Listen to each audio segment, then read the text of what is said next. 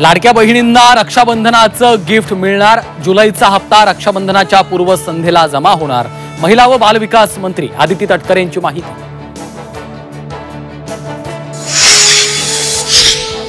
लाडक्या बहिणींसाठी सामाजिक न्याय विभागाच्या निधीला कात्री। जुलैचा हप्ता देण्यासाठी सामाजिक न्याय विभागाचे 410 कोटी रुपये वळवले। उद्या मनसे अध्यक्ष राज ठाकरे आणि संजय राऊत एकत्र येणार। पनवेलमध्ये शेकापच्या वर्धापन दिनी राज ठाकरे करणार मार्गदर्शन।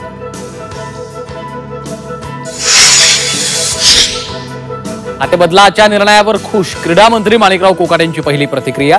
भरणेंना कृषी खात्यासंदर्भात मदत करणार असल्याचं वक्तव्य। केंद्रीय निवडणूक आयोगाकडून मतांची चोरी, मतचोरीचे पुरावे आमच्याकडे, राहुल गांधींचा गंभीर आरोप।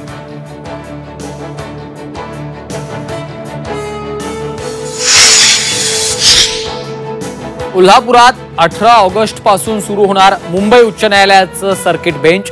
मुख्य न्यायमूर्तींनी जारी केलं नोटिफिकेशन। कोल्हापूरकरांच्या लढ्याला यश।